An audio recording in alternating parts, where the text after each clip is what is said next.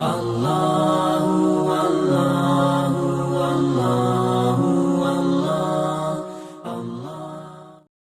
کی طرف رخ کرنا اصل نہیں ہے، اللہ کی قسم اصل نہیں ہے۔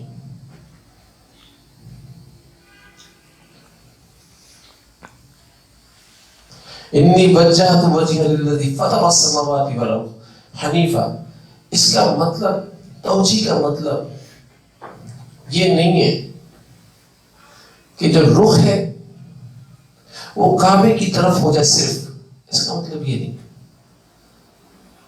اس کا مطلب یہ ہے کہ دل کا رخ اللہ کی ذات کی طرف ہو جائے، اس کا اصل مطلب نہیں ہے۔ اگر دل کا رخ اللہ کی ذات کی طرف ہے، کعبے کی طرف رخ کر کے تو نماز پڑھ رہا ہے، تیری نماز بہت کامل ہے، دل کا رخ اگر اللہ کی ذات کی طرف۔ لیکن اگر دل کا رخ ہی اللہ کی ذات کی طرف نہیں ہے، تو کعبے کی طرف رخ کر کے نماز تو پڑھ رہا ہے لیکن یہ نماز ناقص ہے۔ رخ کا ہے آپ کا کعبے کی طرف ہے نا۔ اگر یہی رخ چاہیے ہوتا جسم کا، آپ کے منہ کا رخ چاہیے ہوتا صرف، یقین جانے یہ نماز جو آپ پڑھ کر کھڑے ہوئے یہ ناقص نہیں ہوتی، کامل ہوتی۔ یہاں اللہ تعالیٰ کی ذات کو جسم کا، چہرے کا رخ نہیں چاہیے، یہاں اللہ تعالیٰ کی ذات کو چاہیے دل کا رخ، دل کی توجہ، دل کی توجیہ میری ذات کی طرف ہو جائے، پھر تیری نماز کو کامل بناؤں گا، تیری نماز کو اکمل بناؤں گا۔ یہ اصل چیز۔ ہم نے رخ پھر مخلوق کی طرف کیا ہے۔ کعبہ کیا ہے؟ کعبہ کیا ہے بھائی بتا دو۔ پھر مخلوق کی طرف کیا ہے۔ ہم نے رخ اللہ کی ذات کی طرف کرنا ہے۔ اپنے قلب کے رخ کو صحیح کر لو، اور یہ قلب کا رخ ایسے صحیح نہیں ہوتا ہے۔ قلب کا رخ صحیح کرنے کے لیے آپ کو کسی شخص کو اپنا رہبر بنانا ہوگا، ایسے نہیں ہو سکتا ہے۔ ہمارے حضرت فرمایا کرتے تھے، کمان کتنا ہی تیر کتنا ہی قیمتی ہو جائے، تیر کتنا ہی قیمتی ہو جائے، لیکن جب تک یہ کمان کے اندر نہیں لگے گا اڑ نہیں سکتا۔ اور سالک کا جو کمان ہوتا ہے نا وہ شیخ ہوتا ہے، جب تک یہ سالک تیر کی مانند شیخ کے کمان میں نہیں لگے گا اس وقت تک اللہ کے عرش تک اڑ نہیں سکتا ہے۔ یہ اس کو اللہ کے عرش تک اڑنا ہے تو شیخ کے پر لگانے پڑیں گے، اس کو تب جا کر کے اللہ تعالیٰ کی ذات کے عرش تک اڑے گا۔ یہ حقیقت بیان کر۔ آج تو ہم اپنے آپ کو مریض سمجھتے ہی نہیں ہیں۔ مریض سمجھیں گے تو مرض کا علاج کرائیں گے نا۔ شیخ تو مرض کا علاج کرتا ہے نا، جیسے ایک جسمانی علاج کے لیے ڈاکٹر کے پاس جایا جاتا ہے، ایسے ہی روحانی علاج کے لیے روحانی لوگوں کے پاس جایا جاتا ہے، اس کو شیخ کہتے ہیں۔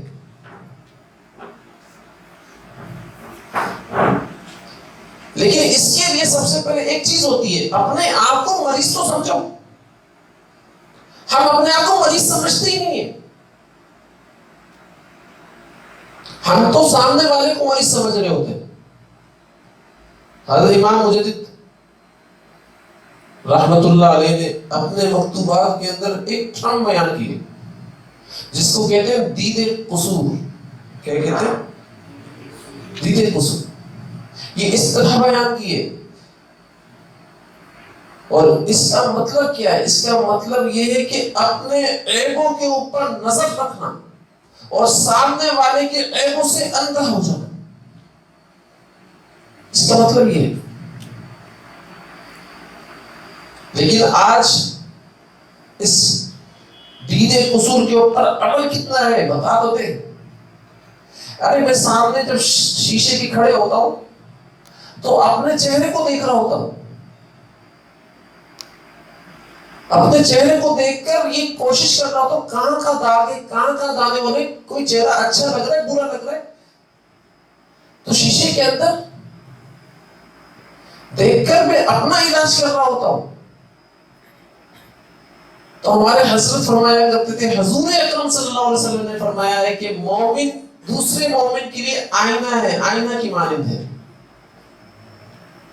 جب کسی کے اندر دیکھو یار یہ عیبوں کے اندر کتنا مبتلا ہوا ہے، یار یہ گالیاں دے رہا ہے، یار یہ شراب پی رہا ہے، یار یہ زنا کاری کر رہا ہے، یہ کتنے عیبوں کے اندر مبتلا ہوا ہے. ابھی دیکھا نہیں ہے ہم نے اپنی آنکھوں سے، صرف آپ کو پتا ہے یہ سارے کام کرتا ہے. ابھی آپ نے کھلا آنکھوں سے نہیں دیکھا. تو ہمارے حضرت فرمایا کرتے تھے سمجھ لو یہ مومن آئینے کے مانند ہے، اور تو اس آئینے کے سامنے کھڑا ہو کر اپنے آپ کو دیکھ رہا ہے.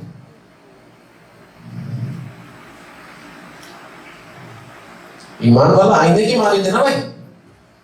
اس کے اندر کھڑے ہو کر تم کس کو دیکھ رہے ہو؟ آئینے کے اندر کون نظر آتا ہے؟ ارے اپنا آپ نظر آتا ہے نا.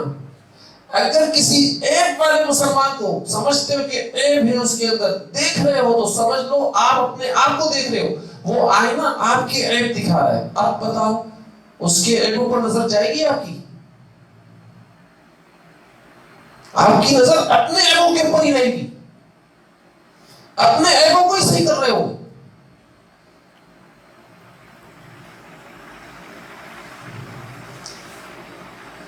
بھائی اپنے عیبوں کے اوپر جو نظر رکھتا ہے، حضرت فرمایا کرتے تھے وہ وقت کا ولی ہوتا ہے، اور دوسرے عیبوں کے اوپر جو نظر رکھتا ہے، دوسروں کے عیبوں کے اوپر جو نظر رکھتا ہے وہ وقت کا فاسق ہوتا ہے.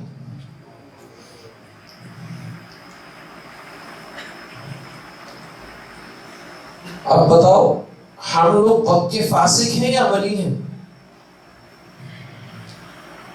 جو شخص اپنے عیبوں پر نظر رکھتا ہے وہ وقت کا ولی ہوتا ہے، اور جو دوسروں کے عیبوں کے اوپر نظر رکھتا ہے وہ وقت کا فاسق شخص ہوتا ہے، فاسق ہوتا ہے.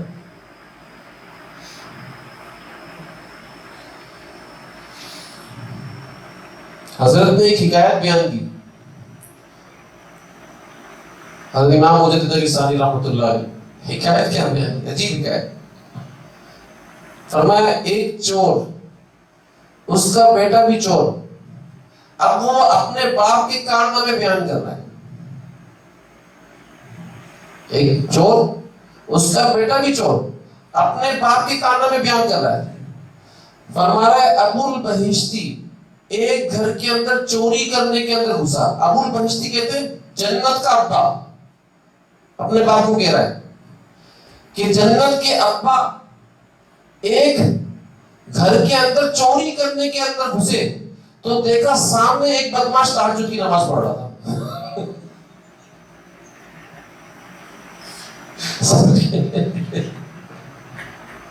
مطلب ہمیں بھی ایسے ہی لگتا ہے نا کہ جو سامنے والا وہ بدماش ہے، ہم کیا ہے ابو البہشتی ہے، جنت کے ابو ہیں. بھائی یہ بتانے کا مقصد کیا ہے کہ اپنے نفس کے اوپر، اپنی ذات کے عیبوں کے اوپر نظر رکھو. سامنے والے کو کیا سمجھ رہے ہو؟ وہ تہجد بھی پڑھ رہا ہے تو بول رہے ہو بدماش تہجد پڑھ رہے ہیں. تم چوری بھی کرنا تو کیا بولو جنت کے ابو چوری کرنے کے لیے گھس رہے ہیں.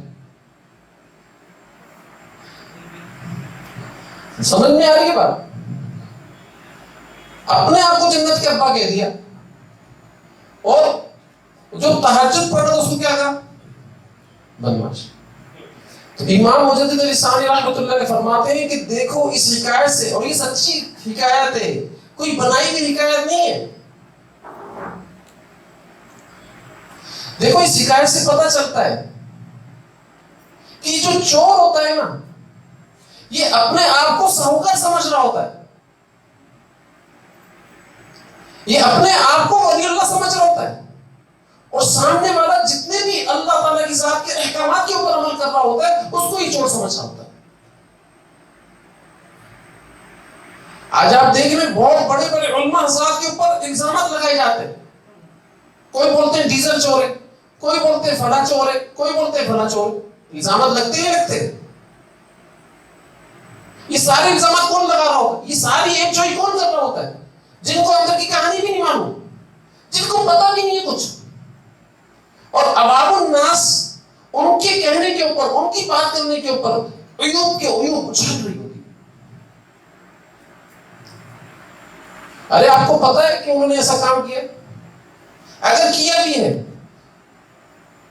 تو حدیث کے اندر تو ایسا آتا ہے کہ ایمان والا یہ کہ اس کے سامنے اگر ایمان والے کے عیب بھی آ جائیں تو یہ اس کے عیبوں کو دیکھ کر اندھا بن جاتا ہے، اندھا بن جاتا ہے.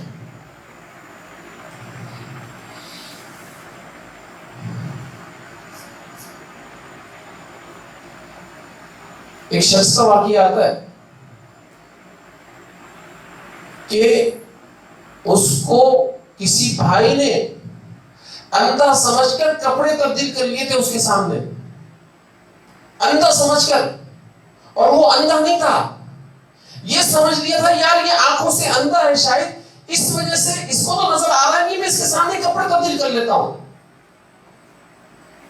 تو حضرت فرمایا کرتے تھے وہ زندگی بھر اس نے اندھے بن کر زندگی گزاری ہے کہ میرے بھائی کے سامنے یہ بات ظاہر نہ ہو جائے، کہیں وہ شرمندہ نہ ہو جائے، پریشان نہ ہو جائے. زندگی بھر اندھا رہا. میں اور آپ تو کیا کر رہے تھے؟ پتہ بھی نہیں تو سب پتہ ہے تیرے باتیں بارے میں، ہاں وہ پریشان کرنا. وہ بھی حیران، ادھر دیکھ لیا اس نے مجھے. اب وہ بھی بیوقوف کی طرح سوچنا شروع کر دیتا ہے. کیا کہتے ہیں اسٹاپ اتنے ہوتے ہیں نا ان کے، تو اسٹاپ سوچ رہے ادھر دیکھ لیا، ادھر تو نہیں دیکھ لیا، میرے موبائل میں تو کچھ نہیں دیکھ لیا اس نے،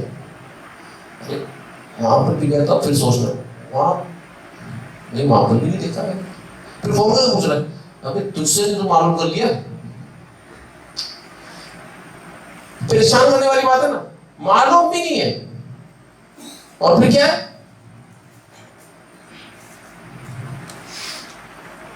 پھر بھی تنگ کرنے کی بات کہ بھائی سب پتا ہے مجھے، دیکھ لیا میں نے تجھے، تو کیا کیا کرتوتے کرتا ہے سب معلوم.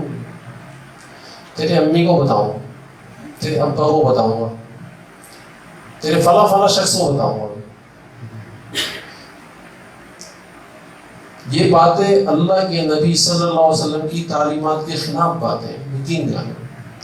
اور جو کسی مسلمان بھائی کو تکلیف دینے کے لیے باتیں کر رہا ہے، پریشان کرنے کے لیے باتیں کر رہا ہے، سمجھ لے اس نے اپنے اسلام کو ناقص کر لیا، اس کا اسلام ناقص ہو گیا.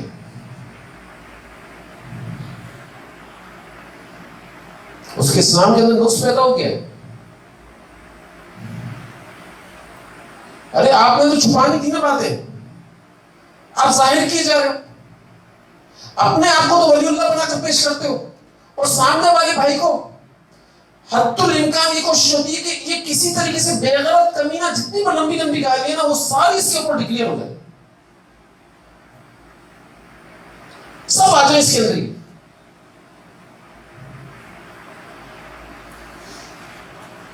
تو لہذا کوشش کرو. حضرت عمر بن خطاب رضی اللہ تعالیٰ عنہ ایک گھر کے اندر گھسے، دیکھا ایک بڑے میاں شراب کی بوتل ہاتھ میں، لڑکی ڈانس کر رہی ہے سامنے، لڑکی رقص کر رہی ہے اور وہ شراب کی بوتل لیے ہوئے، اور بڑے میاں ان کے رقص بڑے مزے سے دیکھ رہے. عمر بن خطاب رضی اللہ تعالیٰ عنہ گھسے اور فرمایا اپنی بڑھاپے کے اوپر تجھے رحم نہیں آتا؟ یہ کیا کام کر رہا ہے، کتنا بڑا گناہ کر رہا ہے تو. فرمایا اے امیر المومنین، میں نے تو ایک گناہ کیا، آپ نے 3 گناہ کیے. میں نے تو ایک گناہ کیا ہے، آپ نے 3 گناہ کیے. فرمایا وہ کیسے؟ بھائی وہ ایسے کسی کے عیبوں کی جستجو نہیں کرنی. اللہ کے نبی نے فرمایا اور اللہ کی ذات نے قرآن کے اندر فرمایا ولا تجسسوا. آپ نے تجسس کیسے کیا؟ آپ نے اللہ کے اس حکم کو توڑا. کیسے توڑا؟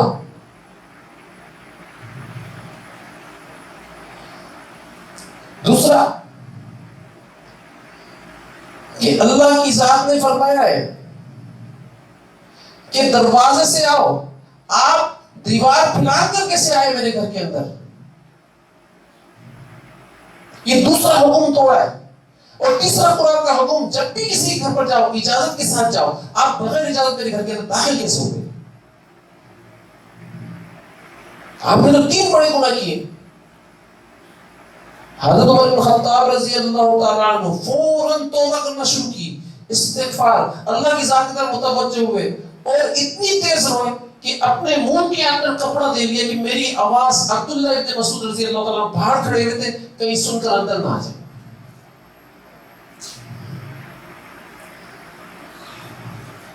اور باہر نکلے تیز روتے ہوئے، کپڑا منہ میں دیتے ہوئے کہ میری آواز رونے کی عبداللہ ابن مسعود نہ سن لے، اور مجھ سے پوچھ بیٹھے کہ کیوں رو رہے ہو آپ، کس وجہ سے رو؟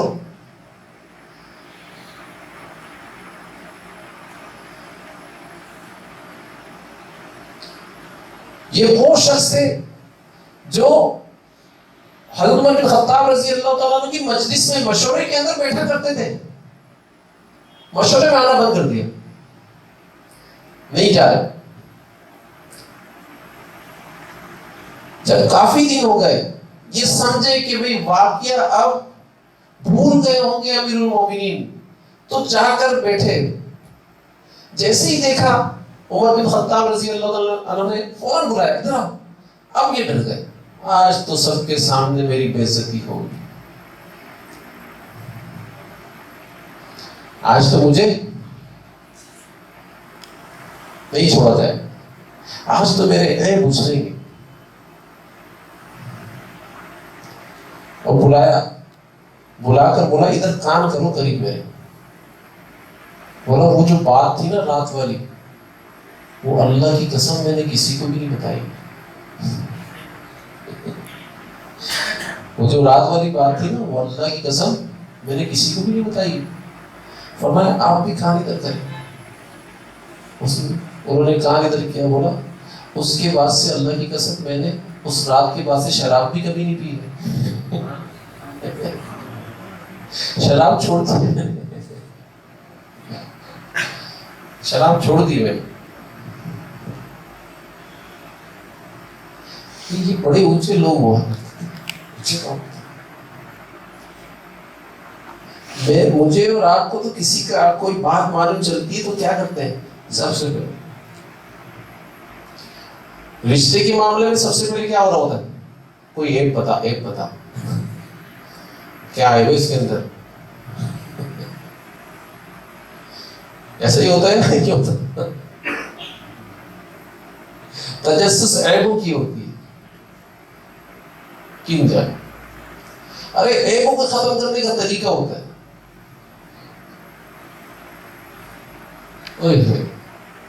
بھئی کسی کے چہرے کے اوپر دانے ہو رہے ہو، داغ ہو رہا ہو، تو وہ اس کو ختم کرنے کا طریقہ اختیار کرتا ہے نہیں کرتا؟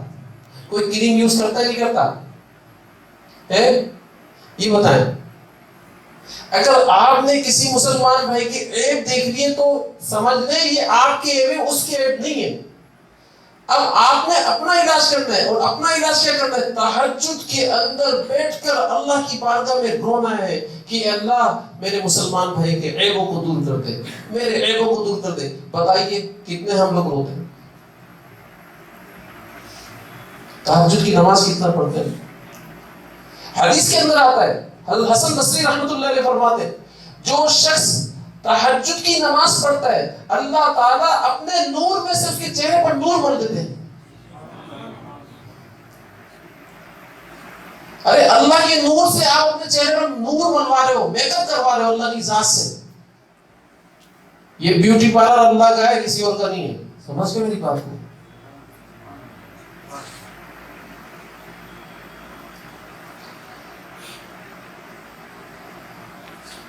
دنیا کے بیوٹی پارلر کی تو بڑی ڈیمانڈیں ہوتی ہے نا، یہ ادھر چلے جاؤ بڑے سس سوار کر نکال دیں.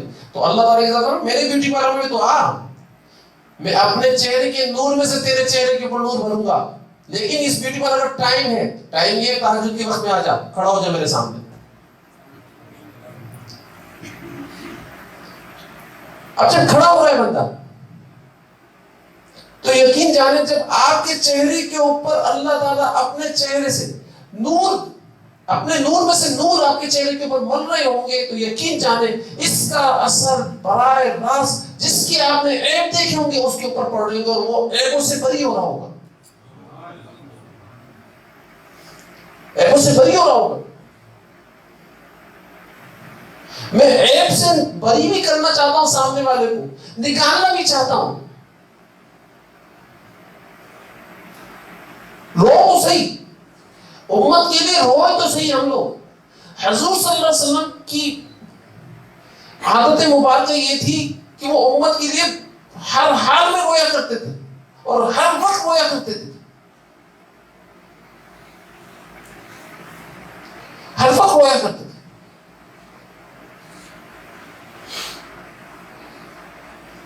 تو میں اور آپ حضور صلی اللہ علیہ وسلم کی سنت کو اپنا رہے، صرف اتنی سی بات ہے۔ ارے سوچے تو صحیح، آپ صلی اللہ علیہ وسلم تہجد کی نماز پڑھ رہے،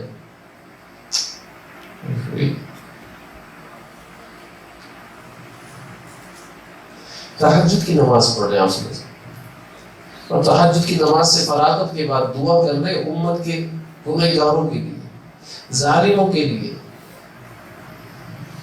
خوب مانگ رہے، خوب مانگ رہے، خوب مانگ رہے۔ تو آپ بھی اگر تہجد کی نماز کے بعد امت کے ظالموں کے لیے، امت کے گنہگاروں کے لیے مانگنے والے بن جاؤ گے تو آپ بتاؤ تو صحیح اس عمل کو آپ وصل کہاں سے دے رہے ہو، آپ ملا کہاں سے رہے ہو؟ اللہ کے نبی صلی اللہ علیہ وسلم کے عمل سے۔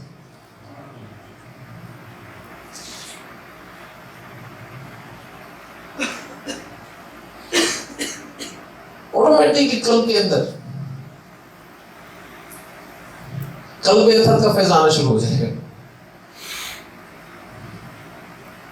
یہ فیضوں کی باتیں بتا رہا ہوں میں آپ مراقبہ کر کر دیکھ لیں، مراقبہ کر کر دیکھ لیں، صحیح ہے نا؟ ٹھیک ہے نا؟ آپ کو نبوت کا مسخرہ لگایا جاتا ہوگا، صحیح ہے نا؟ آپ کی آنکھوں کو نبوت کے نور سے سجایا جا رہا ہوگا، آپ کے چہروں کو نبوت کے چہرے انور سے سجایا جا رہا ہوگا، اور آپ کو بالکل محمدی بنایا جا رہا ہوگا، ٹوٹل ویسا ہی بنایا جا رہا ہوگا۔ لے بھائی میرا محمدی سامنے کھڑا ہوا ہے، یہ اللہ کر رہے ہوتے واقعی حقیقت بتا، مراقبہ دے رہا ہوں میں آپ کو۔ اس مراقبے کے اندر روزانہ رات کو تہجد کے وقت تیار ہو۔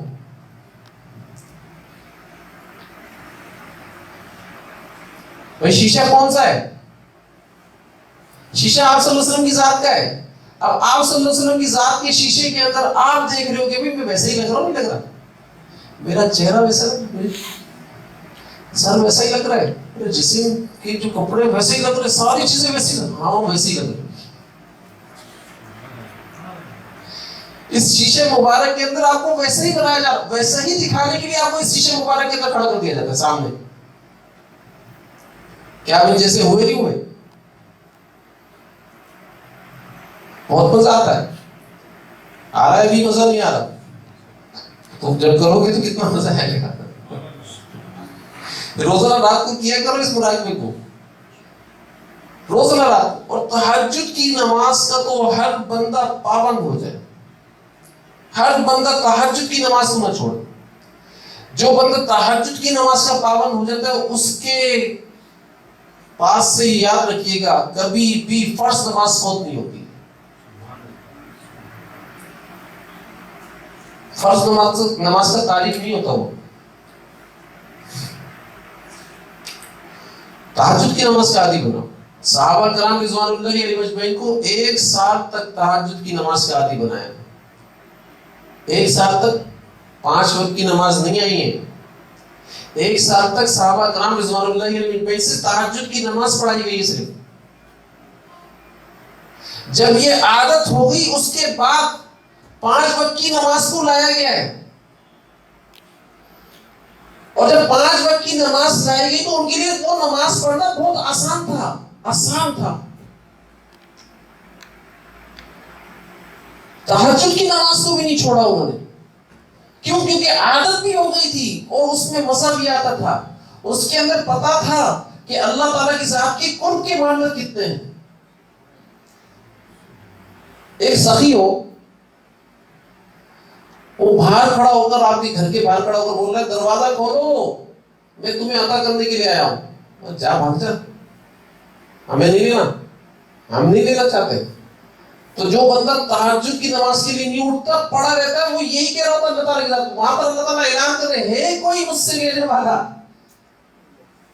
ہے، کوئی مجھ سے مغفرت طلب کرنے والا ہے، کوئی مجھ سے رزق طلب کرنے والا ہے، کوئی اپنی حاجت کو پورا کروانے والا. اللہ یہ اعلان کر رہے ہیں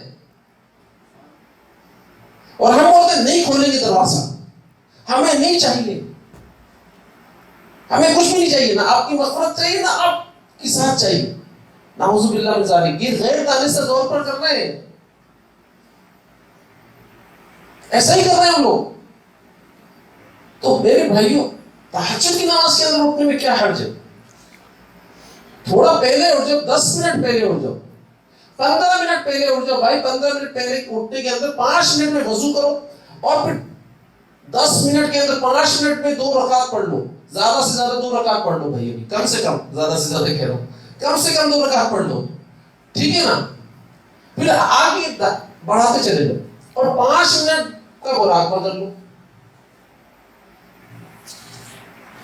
15-20 منٹ کا عمل ہے اور 5 منٹ قرآن دیکھ کر پڑھ لو. صرف 5 منٹ. 1 رکوع پڑھ لو، میں کہہ رہا ہوں 2 رکوع پڑھ لو، 3 رکوع پڑھ لو، لیکن دیکھ کر پڑھ لو. یہ اعمال کرنا شروع کر دو.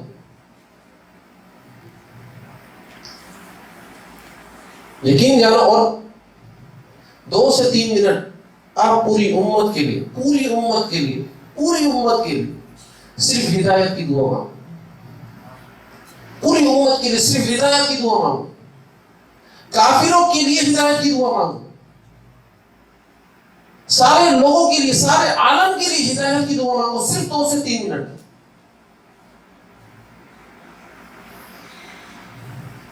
یقین جانے، ہمارے حضرت فرمایا کرتے تھے اولیاء صدیقین کے اندر اللہ تعالیٰ ان کے رجسٹر میں آپ کو لکھ لیں گے.